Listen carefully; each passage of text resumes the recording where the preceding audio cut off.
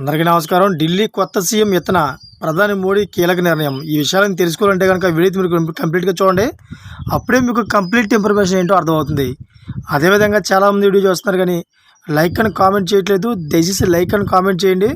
మీరు లైక్ అని కామెంట్ చేయడం వల్ల ఈ విషయాలన్నీ కూడా మనం చాలామందికి తెలియజేసే వాళ్ళు అవుతాం. చాలామందికి మనం ఈ వివరాలు పూర్తిగా అర్థమయ్యేలా చెప్పేవాళ్ళు అవుతాం. ఇంకా లేట్ చేయకుండా వీడియో యొక్క పూర్తి వివరాలు ఏంటో మనం తెలుసుకుందాం. ఫ్రెండ్స్, ఢిల్లీ అసెంబ్లీ ఎన్నికల్లో ఆమ్ ఆద్మీ పార్టీకి తీవ్ర పరాభవం అయితే ఎదురైంది. ఉదయం 8 గంటల నుండి పోల్ బ్యాలెట్ కౌంటింగ్ ప్రారంభం కాగా అందులో ఆప్ కీలక నేతలను మాజీ సీఎం, ఆప్ జాతీయ కన్వీనర్ అరవింద్ కేజ్రీవాల్, మాజీ deputy CM Manish Sisodia, CM Atishi మెనిగంజ్లో ఉన్నారు. అయితే ముఖ్యంగా చూసుకుంటే ఇందులో అరవింద్ కేజ్రీవాల్ న్యూఢిల్లీ స్థానం నుంచి పోటీ చేశారు. అదేవిధంగా ఆయనపై సమీప బీజేపీ అభ్యర్థి పరవేశ్ వర్మ 1800 ఓట్లతో ఆధిక్యంలో కొనసాగుతున్నారు. మరోవైపు బాదిలి స్థానంలో కాంగ్రెస్ అభ్యర్థి దేవేంద్ర యాదవ్ ముందంజలో ఉన్నారు. 10 ఏళ్ల తర్వాత ఒకే స్థానంలో కాంగ్రెస్ పార్టీకి ఆధిక్యం కనిపించింది.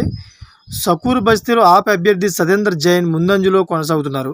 ముస్లిం కమ్యూనిటీ ఉన్న కొన్ని ప్రాంతాల్లో అయితే ముఖ్యంగా చూసుకుంటే ఆప్ ఆధిక్యంలో కొనసాగుతుండటం విశేషం. ఢిల్లీలో అధికారంలోకి రావడమే కాదు, ఆప్ కన్వీనర్ అరవింద్ కేజ్రీవాల్ను ఎన్నికల్లో ఓడించడమే బీజేపీ లక్ష్యంగా పెట్టుకుంది.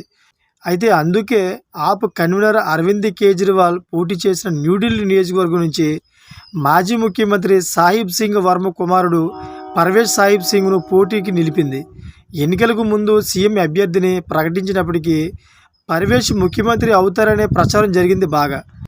అయితే ముఖ్యంగా జాట్ సామాజిక వర్గానికి చెందిన ఆయనను సీఎం చేస్తారనే ప్రచారం ద్వారా ఆ సామాజిక వర్గం ఓట్లను బీజేపీ ఎక్కువగా ఆకర్షించింది.